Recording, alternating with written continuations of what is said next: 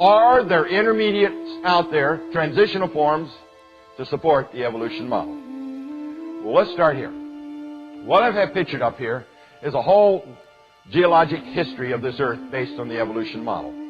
This is our geologic time scale.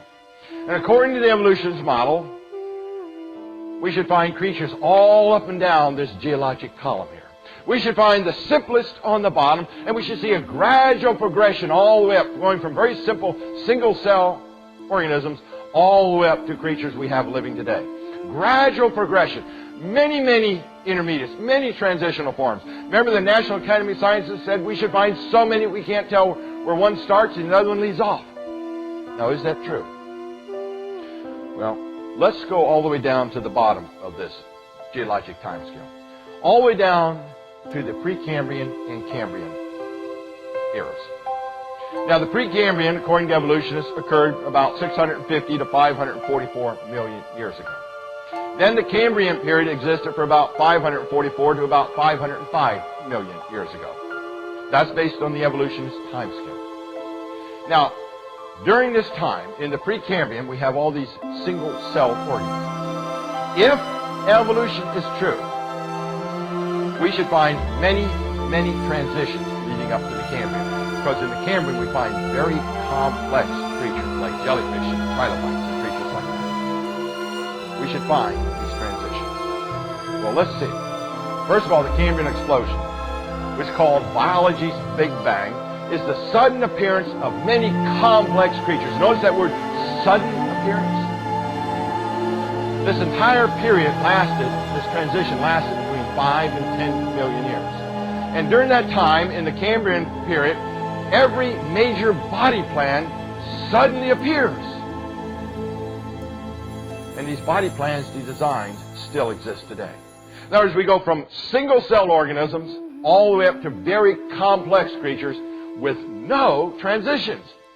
Now, if evolution is true, they must be able to produce the evidence.